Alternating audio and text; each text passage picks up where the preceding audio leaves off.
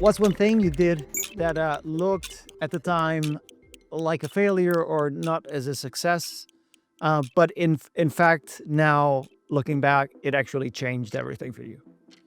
Yeah, so one of the things was early on in my career, I walked away from what looked like a perfect job on paper, great visibility, great pay, but just didn't align with what I wanted or what I felt was the right thing to do at the time.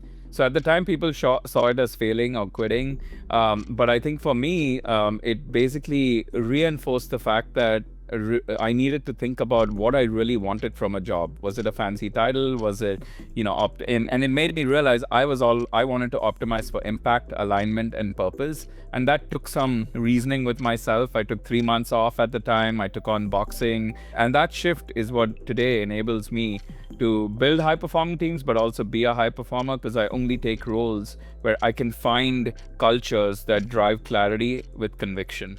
Second question, what's a truth about success in your field or similar that people really don't want to hear about? Yeah, I think there's one of the truths in people leadership, and this would probably apply to some form in broader leadership, is success in this role is really defined by being comfortable with discomfort.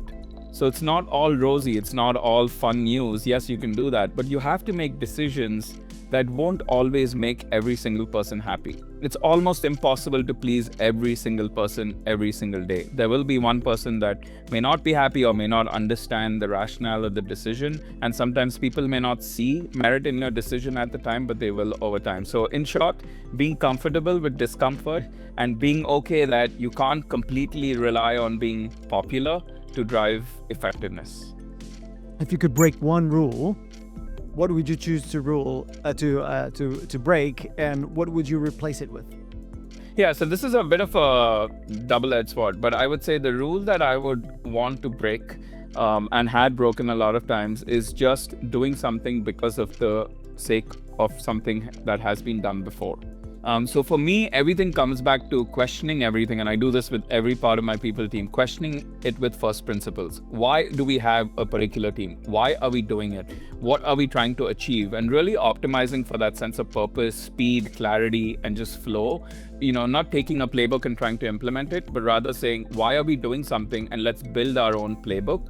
And I want to caveat this with, it doesn't mean throw away all old traditions. Some old traditions are the key to your DNA and the key to your culture and the key to success.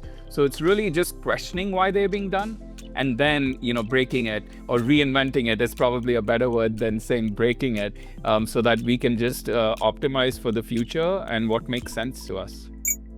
I stand corrected. Reinventing is absolutely a better framing. Q, thank you so much for doing this. Thank you for having me.